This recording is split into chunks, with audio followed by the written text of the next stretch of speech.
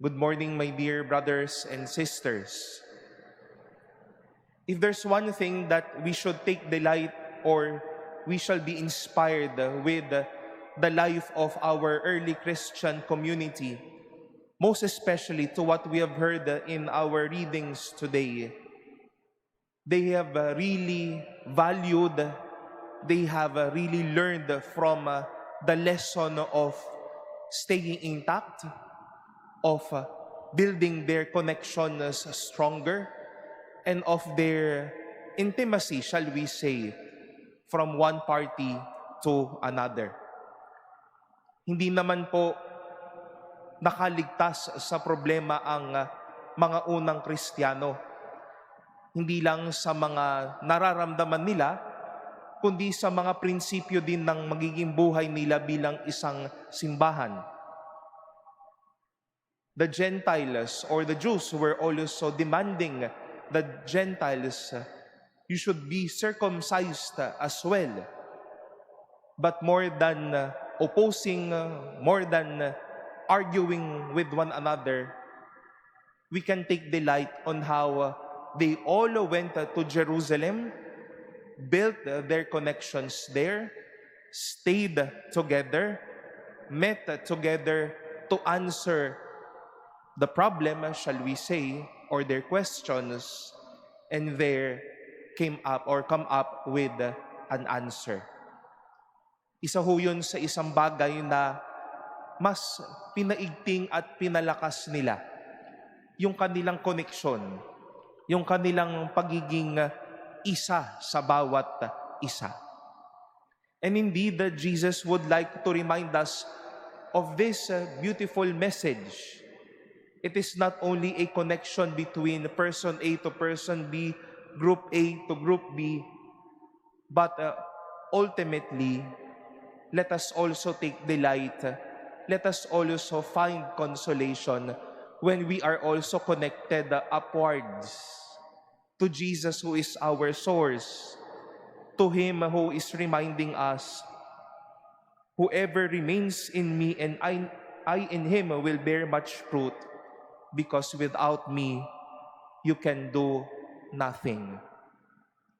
And if the early Christian community, my dear sisters and brothers, would take delight in having their connections with one another, let us also ask ourselves if we still value, if we still take delight in that connection to Jesus.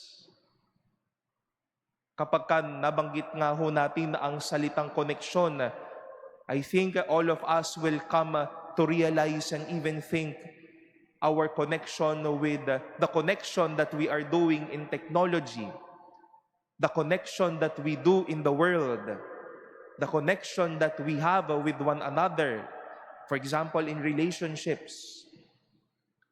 Kapag naputol, naging erratic lang yung koneksyon na ito, sometimes we see ourselves in trouble. Bumagal lang ang wifi, hindi na tayo makagalaw. Nagkaroon lang ng onting glitch ang teknolohiya, ang relasyon. Parang hindi na tayo makabuhay at makausad. But how are we seeing that matter in our connection, in our relation, and in our intimacy with the Lord Himself? When we find that faith is already erratic, when we find that prayer is already boring, when we find that our own consciousness and our hearts becomes too blurry. Sana ho ganun din tayong kakisig na parang dahil mukhang nagiging problematic yung aking relasyon, yung aking pananampalataya, there and then I need to be connected. But sometimes we see ourselves in the midst of this as if we don't even care anymore. Let us learn from these people, my dear sisters and brothers. We find ourselves trembling when we lose connection with the world and with technology.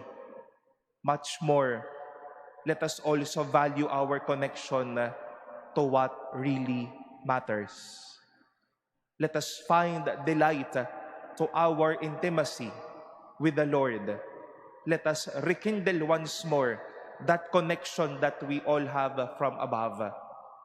And we know that every connection will not only build the union, but every connection we know will indeed lead us to fruits, to our own growths, and even to our own developments as a community and as a person.